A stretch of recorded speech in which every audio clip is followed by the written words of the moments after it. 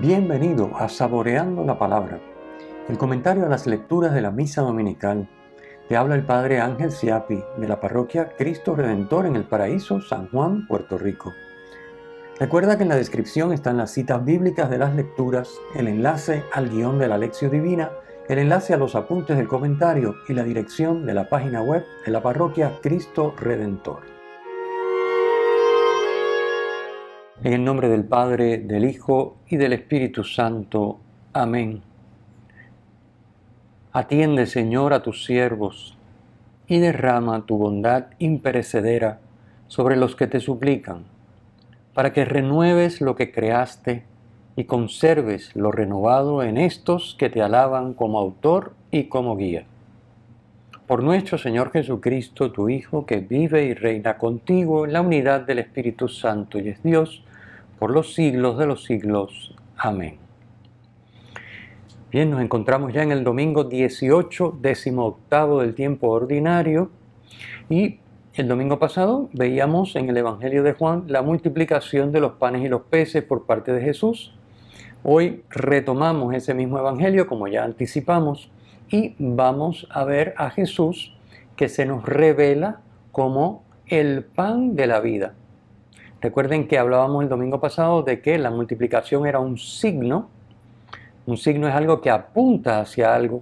Bien, pues el signo apuntaba hacia el verdadero pan, y ese verdadero pan se nos revela hoy en el Evangelio, y es Jesús mismo, la persona de Jesús, la humanidad santísima de Jesús, en la que reside la plenitud también de la divinidad, es decir, el Dios hombre, el Dios encarnado en Jesucristo, Jesús de Nazaret. Bien, vamos a comentar, como ya es costumbre, siempre la primera lectura. La primera lectura está alineada, obviamente, con el Evangelio y está tomada del libro del Éxodo. El pueblo está en el desierto, ha salido de Egipto, Dios lo ha sacado de Egipto bajo la guía de Moisés, y ya andando por el desierto, bueno, pues resulta un problema serio la falta de comida, la falta de alimento y la falta de agua. Entonces, obviamente son necesidades básicas para subsistir, pero sobre todo lo que se demuestra aquí es la falta de fe de ese pueblo. Curioso, el Señor saca al pueblo de Israel de Egipto y el pueblo ve los portentos, el paso del Mar Rojo, bueno, todo lo que nos narra el libro del Éxodo, y es curioso, un tiempito corto después, como que eso ya se olvidara, ¿no? Ya no existe. ¿Qué pasa? Es como si ese Dios ya no estuviera con ellos. Y entonces, fíjense, la murmuración consiste en: nos has sacado de Egipto para dejarnos morir en el desierto. ¿Pero qué es esto? O sea, señal de una tremenda falta de fe. Aquí también nos podemos mirar nosotros, porque nosotros hemos visto maravillas del Señor obrando en nuestra vida y en nuestro entorno, y sin embargo, cuando la cosa se pone difícil, el ser humano se olvida de que Dios existe muchas veces, no siempre, gracias a Dios, y nos olvidamos que Dios existe, y en vez de virarnos hacia Él con confianza y suplicarle, Él conoce nuestras necesidades, pues desesperamos, nos desesperamos. Es lo que le pasa al pueblo en el desierto. Entonces, bien, el Señor obviamente responde a través de Moisés y les envía el maná, como ya sabemos. El maná es ese pan del cielo, y ellos piden pan, piden carne, y entonces pues el Señor envía el maná, que es el pan, y envía la carne, que son las codornices que cubren el campo. Así que al atardecer el campo se llena de codornices, y ellos las caen dentro de lo que es el perímetro del campamento, y ahí las recogen y ya tienen carne, y por la mañana amanece esa capa de rocío que cuando se evapora el agua pues queda el polvo con el que hacen pan, y es el maná. Son regalos, son dones, pero también esos dones son una prueba de fe ante la que Dios coloca a su pueblo. ¿Por qué? Bueno, porque es como decimos en el Padre Nuestro, como nos enseñó Jesús a pedir: danos hoy el pan nuestro de cada día.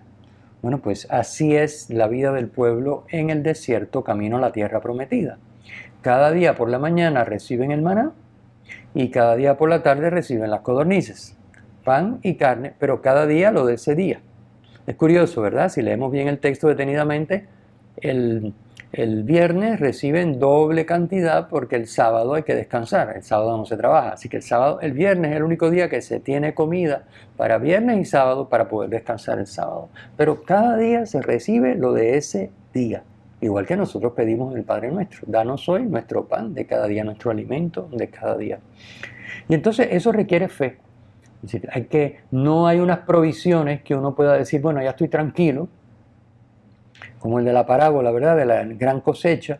Llenó sus graneros y dijo, bueno, aquí ya yo tengo mi problema resuelto, ahora ya a lo que sea. No. Dios no nos quiere en esa actitud, por eso nos va y requiere fe, confianza en el Señor, que el Señor va a proveer cada día. Pues al Señor le requiere al pueblo esa confianza de que cada día va a recibir el alimento que necesita. Se quejaron y Dios se los dio, pero no les dio unas provisiones, tampoco era posible, ¿no? Porque eran nómadas en el desierto camino a la tierra prometida, así que no había un sitio donde guardar nada. Para ellos era mejor, pero a la misma vez era una prueba de fe. Tenían que fiarse de que Dios cada día les iba a dar ese alimento. Y de hecho así es. Según el relato, no les faltó nunca el maná, que no cesó hasta que ellos entraron a la tierra prometida. El Señor dice, veré, ahora al darles estos alimentos, veré si mi pueblo me obedece, si obedece o no mi ley. ¿Okay? Porque de eso que se trata, es una prueba, el Señor pone a prueba. El pueblo, pues nos pone a prueba todo, porque Él lo que quiere es que confiemos en Él, no que confiemos en el pan, no que confíen los israelitas en el maná y en las codornices, sino en Dios, que es el proveedor. ¿Okay? Como muy bien rectificará Jesús en el Evangelio de hoy, no fue Moisés quien les dio el pan, fue mi Padre Dios el que les dio el pan. Bueno, así que interesante. El nombre de maná, esto es una nota de cultura bíblica, el nombre de maná viene de la pregunta que hacen los israelitas, que aparece en el texto de hoy, que es man-u, ¿verdad? No sé cómo se pronunciará bien, pero yo no soy experto en las lenguas de la Biblia, en este caso en el hebreo. Man-u es la pregunta que se traduce, ¿qué es esto? Y de ahí viene el nombre, de ahí viene el maná. ¿Qué es esto? Porque es la pregunta que se hacen los israelitas. Cuando ven aquello, dicen, ¿y qué es esto? Bueno, pues ¿qué es esto? En hebreo, de ahí viene la palabra que nosotros utilizamos, que es maná. Fíjense también otro detalle curioso de esta lectura, antes de pasar a la segunda, que en el desierto Dios alimenta al pueblo con pan y con carne, como ya explicamos. Pan por la mañana, el maná, y las codornices por la tarde. Son imagen del verdadero alimento. Y el verdadero alimento, como ya dijimos, se nos va a presentar en el Evangelio y es Jesucristo. Y Jesucristo también será pan y será carne en la Eucaristía. Fíjense qué interesante, ¿verdad? Aquí no hay ningún cabito suelto, todo está perfectamente pensado porque es Dios. Así que alimenta al pueblo con pan y carne y eso es figura del verdadero alimento que es Cristo, sobre todo en la Eucaristía, que se nos da como pan y como carne. Es un pan que es la carne de Cristo. Y que ya veremos en domingos subsiguientes, Él nos dirá eso, hay que comer mi carne. Tienen que comer mi carne si quieren tener vida eterna. Entonces, bueno. Así que ven el paralelismo interesante entre el pan, el maná y las codornices, carne, y lo que realmente va a ser el alimento, que es el nuestro, la Eucaristía, Jesús. Bien. En la segunda lectura, hacemos como siempre el paréntesis para hablar de la segunda lectura. La segunda lectura es breve y no está alineada necesariamente con la primera y el Evangelio, que sí van de la mano. En este fragmento de la carta a los Efesios, San Pablo exhorta a los cristianos de Éfeso a llevar una vida según la ética cristiana. Y es lo que él llama en sus escritos el hombre nuevo, vivir como hombres nuevos, por contraste con el hombre viejo. El hombre viejo, dice él en la lectura de hoy, es el que está corrompido por sus apetencias seductoras. Es aquel que no está liberado porque no vive en el espíritu, sino que está sometido a las exigencias de la carne y del mundo, que nos dicen, esto te gusta, pues te arrastras hasta que lo consigues, sea bueno, sea malo, te haga bien, te haga mal, le haga bien o le haga mal a otro. ¿verdad? Ese es el hombre viejo, corrompido por apetencias seductoras. Y San Pablo invita a los cristianos, y te invita a ti y a mí hoy, a vivir como hombres nuevos. Hombres nuevos son los hombres que están transformados por el Espíritu. O diríamos más precisamente en proceso de transformación, porque todavía no estamos totalmente transformados, no somos lo que Dios quiere que seamos todavía. Estamos en ese proceso, pero donde nuestra mente y nuestro espíritu se deja transformar por el Espíritu con E mayúscula. Para alcanzar una nueva condición humana, dice el texto, creada a imagen de Dios, justicia y santidad verdadera. Es decir, Dios tiene un proyecto para cada uno de nosotros. Y ese proyecto para toda la humanidad está en el modelo, es Cristo, pero para ti y para mí es una santidad que es como la de Cristo, pero para mi momento, mi vida y mi circunstancia concreta y mi condición concreta, mi vocación concreta, etc. Necesito que ese espíritu obre en mí y me vaya transformando. Y eso es lo que San Pablo llama aprender a Cristo. Aprender a Cristo no quiere decir que uno va al catecismo y se aprende de memoria unas preguntas, o se aprende de memoria unos postulados, o se sabe de memoria el Padre Nuestro, de María, el Credo, la Salve. Todo eso es importante y es necesario, pero eso no es lo que hay que aprender. Lo que hay que aprender, más allá de cosas intelectuales, que son conocimientos que también hay que tener, es aprender a Cristo. Quiere decir dejarse transformar para vivir como Cristo vive. En otras palabras, encarnar a Jesús. Y esto San Pablo lo dice con esa frase conocidísima y famosísima de él, de Gálatas 2:20, no soy yo quien vive, sino que es Cristo quien vive en mí. Eso es lo que significa aprender a Cristo. Y hacia eso debe ir nuestra evangelización y nuestra catequesis. La catequesis no es, aunque sí hay unos componentes intelectuales de cosas que hay que saber, cosas que se explican, preceptos, normas, estilos, conceptos, contenidos teológicos, todo eso está muy bien, pero aprender a Cristo quiere decir encarnar a Cristo. Y San Pablo habla de aprender porque realmente a Cristo no se le encarna de un golpe. No es que nos bautizamos o nos confesamos y comulgamos, por ejemplo, si hemos sido bautizados de niños, nos confesamos y comulgamos y ya Cristo, sí, Cristo está en nosotros, pero no lo hemos encarnado perfectamente. La prueba es que todavía seguimos fallando y a veces en cosas grandes. Todavía nuestro testimonio no es un testimonio coherente. Entonces, estamos en el proceso de aprender a Cristo, de ser transformados de hombres viejos en hombres nuevos, de no ser nosotros quien vive, sino Cristo quien vive en nosotros. Bien, y esa es la exhortación que hace Pablo a los cristianos de Éfeso y a nosotros en este fragmento de la lectura, de la segunda lectura. Vamos entonces al Evangelio. El Evangelio es en cierta manera continuación del de la semana pasada, solamente que entre el Evangelio de la semana pasada y hoy comenzamos un poquito más tarde porque entre medio está el relato de Jesús. Recuerda que después de la multiplicación de los panes y los peces, los discípulos se marchan en una barca y Jesús se va al monte a orar. Entonces, de noche hay mal tiempo y está tormentosa la cosa, entonces está agitado el mar y bueno, Jesús cuando baja del monte va hacia ellos caminando sobre el mar hacia la barca y ellos se asustan, como es lógico. Bueno, ese fragmento, que también lo conocemos muy bien, es el que media entre el Evangelio de la semana pasada y el que hoy leemos en la Eucaristía, en la misa de hoy. Así que la gente, entonces, al ver que ni Jesús ni los discípulos estaban, pues arrancan y se lanzan desesperados otra vez a buscar a Jesús. Y ahí comienza el relato de hoy. Los discípulos van en la barca, Jesús va caminando sobre el agua, llegan al otro lado, a Cafarnaúm, y allí la gente lo encuentra nuevamente y la pregunta surge, ¿cuándo has venido aquí?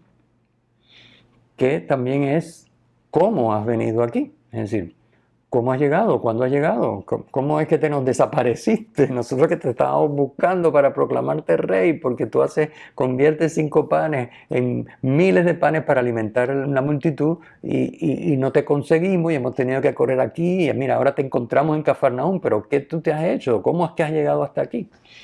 Obviamente Jesús no va a responder ese tipo de preguntas. Jesús hace caso omiso de esa pregunta, que es una pregunta a fin de cuentas de curiosidad. A la gente que le importa cómo él llegó ni cuándo llegó. Jesús va inmediatamente al grano, al meollo del asunto. ¿Y cuál es el meollo del asunto? Ustedes no me están buscando porque han visto signos. No, no, no. Ustedes me están buscando porque se llenaron el estómago hasta saciarse. Entonces ustedes piénsenlo porque están mal. No están buscando a Dios, están buscando los dones de Dios. Y eso es un error. Y nos pasa a todos también. Hemos tenido momentos, y todavía nos pasa, donde los dones de Dios son tan maravillosos. Y en algunos momentos entendemos que son tan necesarios. Bueno, vamos a suponer uno está con una enfermedad y está buscando la salud, pues uno busca la salud y claro, hace todo lo que está a su alcance, pero le pide al Señor. Y entonces, pero el Señor, cuando le pedimos, lo que quiere es que nos fiemos de Él. ¿Eh? No, esto no es un pulseo para que Él nos conceda lo que nosotros queremos. No, la petición a Dios siempre es una petición que va abierta a que Dios obre en nuestra vida, como Él crea conveniente. Como Jesús en el huerto, ¿verdad? Padre, esto está terrible, yo no quiero pasar por esto, pero no se haga mi voluntad, sino la tuya. Es decir, a fin de cuentas, la oración de petición es una oración que nos abre a una mayor plenitud de comunión con Dios, o debería de ser así. Claro, en este caso no es, y Jesús se lo reprocha. Le dice, ustedes lo que están buscando es que yo les siga llenando el estómago. No están buscando a Dios. Así no van para ningún lado. Eso es básicamente lo que les dice Jesús. Bien. En la mentalidad de la gente, es bueno saber, en la mentalidad de la gente de esa época, este grupo que lo está buscando y que va detrás de él, Dios se manifestaba por medio de la ley. Una ley, obviamente, que tenía sus expertos, sus escribas y sus maestros, que eran los que la interpretaban. Entonces, en el Evangelio de Juan, que siempre es un evangelio de una tremenda profundidad, no se limita a narrar cosas que suceden, sino a aprovechar las circunstancias para dejar claras unas verdades fundamentales de un peso enorme. En este caso estamos hablando de que si para la mentalidad de la gente Dios se manifestaba por medio de la ley, el Evangelio de Juan va a afirmar que Dios se manifiesta no por medio de la ley, sino por medio de Jesús, que es su enviado. ¿Okay? Y de hecho, vemos en los Salmos, la ley es el alimento, canta el salmista. Me nutro con tu ley y tu ley me alimenta, tu ley me da vida, ¿verdad? Bueno, el Evangelio de Juan va a afirmar no. Igual que veíamos la semana pasada, la Pascua ya no se celebra en Jerusalén. La Pascua se celebra en el nuevo templo y el nuevo templo es Jesús. Así que se celebra donde está Jesús. Hoy Juan está afirmando, Dios no se manifiesta por medio de la ley, sino que se manifiesta por medio de Jesús, que es su enviado. Y entonces, de la misma manera que la ley era nutrición para vivir, eso ya pasó, caducó. Ahora, la nutrición es alimentarnos de Jesús para poder vivir, para tener vida. ¿Okay? Así que Juan nos expone, lo antiguo pasó y aquí estamos hablando de una novedad en este momento. Por eso, cuando Jesús les dice a la gente, lo que tienen ustedes que hacer es trabajar por el alimento que perdura para la vida eterna. La respuesta de ellos, ¿cuál es? ¿Y cuáles son las obras que tenemos que hacer? Claro, ellos están acostumbrados, como dije, a la ley.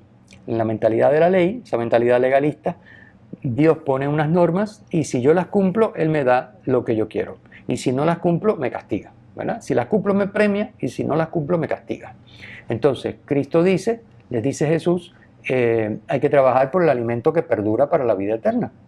Entonces ellos dicen, bueno, ok, yo quiero la vida eterna. ¿Qué quiere Dios que yo haga para que Él me dé la vida eterna? Por eso la pregunta es cuáles son las obras que traen como consecuencia el que a cambio Dios me dé la vida eterna. En mentalidad legalista completamente. ¿Qué tengo que hacer? ¿Qué tengo que dar para que me den? ¿En qué tengo que trabajar para alcanzar lo que quiero? Jesús les explica que la obra que Dios quiere que hagan es creer en Él. Fíjense qué interesante. Jesús llama a la fe una obra, ¿verdad? Nos extraña a veces, porque esta es parte de la polémica, la fe o las obras. Ya sabemos en la carta de Santiago, ¿verdad? Una fe sin obras está muerta. Y unas obras sin fe son una locura. Es decir, ¿para qué estoy actuando si no confío? Así que Jesús dice, creer en mí, creer en el que Dios ha enviado y que el Espíritu ha sellado con su Espíritu, es decir, en Jesús, creer en Él, es la obra que Dios quiere. En eso hay que empeñarse, en eso hay que trabajar.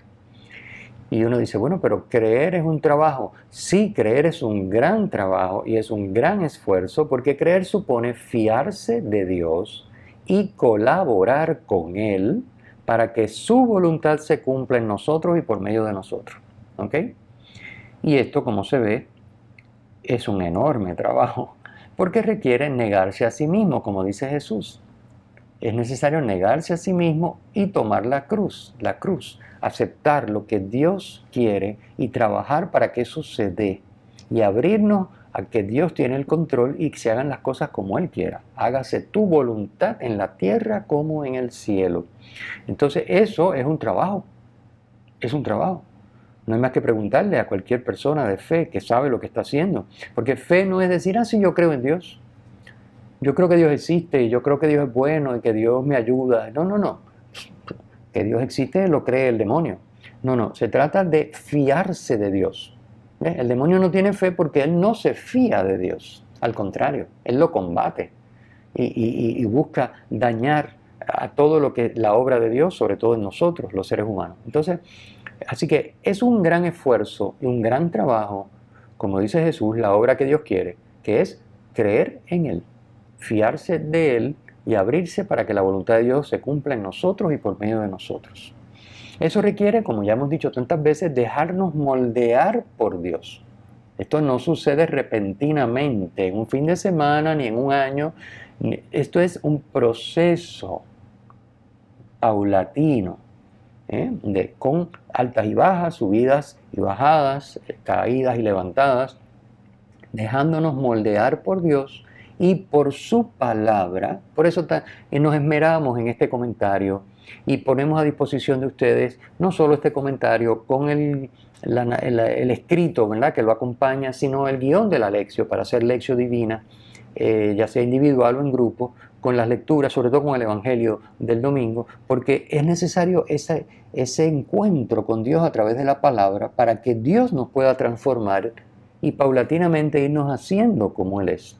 Esto es un esfuerzo, es decir, hacer lección es un esfuerzo, pero hacer lección le permite a Dios transformarnos a través de su palabra para hacernos como Él es, de manera que podamos, como dice San Pablo en la segunda lectura que comentamos, aprender a Cristo, dejar que Cristo se encarne en nosotros. Bien, la conversación continúa y entonces los judíos le exigen a Cristo un signo de credibilidad. Bien, es decir, tú nos dices que la obra que Dios quiere para que tengamos vida eterna es que creamos en ti. Bueno, muéstranos un signo de credibilidad para poder creer en ti. No esperes que creamos en ti así alegremente, simplemente porque tú dices que hay que creer en ti. Eso es básicamente lo que le dicen los judíos.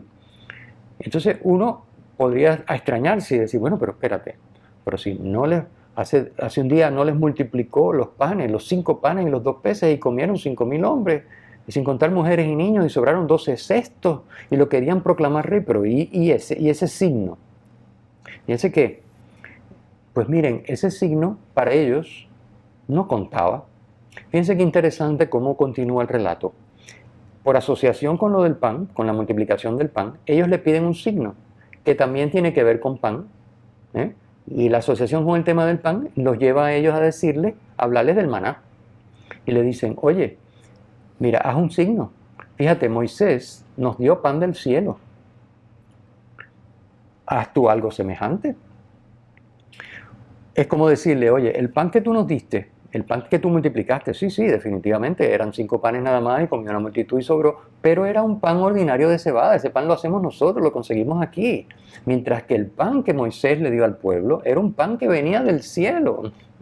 ¿Ven? A nosotros nos puede sorprender, pero fíjense que para el pueblo judío el milagro del maná, el signo del maná en el desierto, era algo que estaba muy arraigado y que era como un signo de credibilidad y de fiabilidad de Dios. Entonces, si Cristo dice, tienen que creer en mí como creen en Dios, ellos le dicen, bueno, pues haz un signo como el que hizo Dios. Si Dios a través de Moisés alimentó al pueblo, pues haz tú algo como lo que él hizo. Danos un signo. ¿Qué signo nos muestras? Entonces Jesús obviamente les aclara que no fue Moisés. Fíjense que este juego de equívocos es muy típico del Evangelio de Juan. Es decir, obviamente todo el mundo sabe, los judíos saben que el pan, el maná, no se lo dio Moisés, sino fue Moisés el que intercedió y a través de Moisés Dios les dio el maná. Pero Moisés, dicen el texto, ¿verdad? Ellos le dicen a Jesús, Moisés nos dio pan del cielo. Y Jesús entonces obviamente aclara, no fue Moisés, claro que no fue Moisés, fue Dios. Pero más allá del maná que fue Dios, el verdadero alimento del cielo, dado por Dios, no es el maná, sino es el pan que desde el cielo Dios da al mundo para que tenga vida. Y ese pan soy yo. Eso es lo que va a decir Jesús en la última línea del Evangelio de hoy. Ese pan soy yo. El pan que baja del cielo para que el mundo tenga vida no es el maná, soy yo. Y yo mismo soy el signo de credibilidad de parte de Dios. Claro, es un signo muy superior al maná, pero en este momento todavía no se ha manifestado la señal, diríamos, contundente y final, que es su pasión, muerte y resurrección. O sea, todavía en este momento no hemos llegado ahí. Entonces, pero luego de su pasión, muerte y resurrección, estará clarísimo que el signo que ellos le piden y que Dios le da al mundo es Jesús. Jesús es el signo de credibilidad, su resurrección, su pasión, muerte y resurrección. Y Jesús también es el enviado y Jesús también es el alimento que Dios da al mundo desde el cielo para que el mundo tenga vida. Entonces, es muy interesante esta dialéctica entre Jesús y Moisés. Es decir, oye, Moisés hizo estas maravillas, ¿y tú qué haces? Si tú quieres pedir una adhesión como la que pide Dios al pueblo en el desierto, tienes que hacer algo más grande que Moisés. Bueno, fíjense cómo desde el principio, capítulo 1 del prólogo del Evangelio de Juan, que encontramos allí esta frase: la ley se dio por medio de Moisés, la gracia y la verdad por medio de Jesucristo. Esto está en el primer capítulo, versículo 17. La ley por medio de Moisés, la gracia y la verdad por medio de Jesucristo. Es decir, ya desde el principio, el Evangelio de Juan contrapone Moisés y Jesús. Moisés, a través de él llega la ley, a través de Jesús que llega gracia y verdad. Entonces ya esto nos pone al lector, a ti y a mí, de que hemos leído el Evangelio de Juan, pues ya cuando llega a este punto donde ellos lo confrontan para ver si él hace algo superior a Moisés, ya uno sabe que obviamente Jesús es superior a Moisés, porque Jesús es gracia y Moisés es ley. A través de él vino la ley, a través de Jesús viene la gracia. Así que respetar los preceptos de la ley, positivos y negativos, hagan y no hagan, es un trabajo. Eso está claro. La ley es un trabajo, pero acoger la gracia y la verdad, acoger el don de Dios en Jesucristo, también es un trabajo arduo. Solo que para llevar a cabo este trabajo no estamos solos. Para llevar a cabo este trabajo contamos con el mismo Dios actuando en favor nuestro. Dios en nosotros, nosotros con Dios, somos socios. Él en nosotros, nosotros en Él, marcados por el Espíritu. El Espíritu en nosotros nos da esa fuerza interior. Obviamente esto requiere apertura a la palabra, oración, frecuencia de sacramento, deseo de discernir la voluntad de Dios para cada momento, deseo y poner por obra lo que vamos viendo que Él nos va pidiendo, no llevarle la contraria, en fin, lo que es una vida cristiana, que San Pablo llama vivir como hombres nuevos.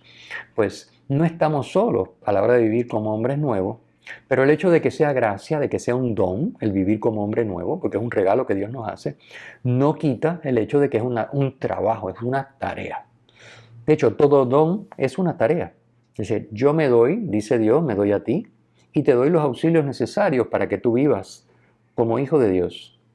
pero tú tienes que poner de tu parte. No se trata de decir, bueno, ya yo me bauticé, ya yo recibí los sacramentos, pues ya yo soy hijo de Dios, no tengo que hacer más nada, a lo demás hago lo que puedo. No, eso no es, ese es el gran equívoco, con el que mucha gente vive dormida y engañada, y por lo tanto es un antitestimonio, porque funcionamos como funciona cualquier persona que no conoce a Cristo y que no está en comunión con Dios. Entonces, pues obviamente es un antitestimonio. Así que de esto es que se trata. Es un trabajo, definitivamente, pero Dios mismo está en nosotros actuando si nos abrimos. Entonces, bueno, ya el Evangelio va terminando donde los discípulos no, el pueblo, ¿verdad? La gente que le sigue, entusiasmado por esta oferta que Jesús les hace, yo les voy a dar un pan, que es el pan que da vida al mundo. El pueblo le dice, bueno, pues entonces danos siempre de ese pan, para que tengamos vida. Igual que nos diste el otro día, del que nos alimentó y nos sació, danos de este pan. Y es como, si diríamos, es como un preludio a la frase final, que es la frase contundente de cierre y remate del texto de hoy, donde Jesús dice, yo soy el pan de la vida. ¿Ok? Danos siempre de ese pan. Nosotros podríamos hacerlo, convertir este texto en una oración. Jesús, danos siempre de ese pan. Danos siempre de tu pan. Tú eres el pan de la vida. Danos siempre de ese pan. Que nosotros podamos buscarte siempre y alimentarnos siempre de ti. Alimentarnos de tu cuerpo, de tu sangre, tu alma y tu divinidad en la Eucaristía. Alimentarnos de tu palabra en la Sagrada Escritura. Bien, fíjense qué interesante, Jesús nos dice yo soy, ya sabemos yo soy es el nombre propio, es Yahvé, yo soy el que soy, nombre propio de Dios en el Antiguo Testamento, cuando Moisés le pregunta cómo te llamas, ¿verdad? Si me preguntan quién te envía y Dios le contesta, diles que yo soy. Así que ese es el nombre propio de Dios, y de ahí Yahvé, yo soy el que soy. Entonces, Jesús utiliza en el Evangelio de Juan esta frase 7 veces. Ya sabemos que 7 es un signo, el número que representa lo perfecto. Así que 7 veces en el Evangelio de Juan aparece yo soy. Jesús se identifica yo soy. Y aquí hay uno de los yo soy, de los 7 yo sois en el Evangelio de Juan. Yo soy el pan de la vida. ¿Okay? Y si nos fijamos bien también, y les invito a mirar el texto detenidamente, releerlo y meditarlo con calma, la palabra pan aparece también en el texto que leemos hoy, en el Evangelio de hoy, 7 veces también, que es símbolo también de lo perfecto. O sea, el número 7 significa perfección. Así que hay 7 yo sois en el Evangelio de Juan y hay 7 veces la palabra pan en el texto de hoy. Así que el tema de hoy es obviamente el pan, desde la primera lectura. Y ese pan, que en la primera lectura es el maná, en el Evangelio nos llega al pan que realmente es, el que da vida al mundo de verdad, que es Cristo. Así que, bueno, pues esas son las lecturas de hoy. Son una invitación a meditar y a reflexionarlas para apropiarnos de ese contenido, hacer nuestro ese deseo de alimentarnos del pan que es Jesús, de que nada ni nadie nos prive de alimentarnos de la Eucaristía. Obviamente que no es cuestión de decir, bueno, pues yo entonces comulgo, no importa qué, no. Obviamente sabemos que hay que alimentarse de Cristo en las condiciones adecuadas, porque si no es alimento, no es alimento. Nos resulta tóxico, porque no. Así que eso está claro, ¿no? O sea que esto no es una invitación a comulgar indiscriminadamente, sino a estar bien preparado, de hecho a frecuentar la confesión para poder recibir ese pan de vida y que realmente sea pan de vida para cada uno de nosotros. Bien, pues terminamos entonces nuestro comentario con la bendición. El Señor esté con ustedes y con tu espíritu. Que la bendición de Dios Todopoderoso, Padre, Hijo y Espíritu Santo descienda sobre ustedes y les acompañe siempre. Amén. Si te ha gustado, usa el enlace para compartirlo con tus amigos.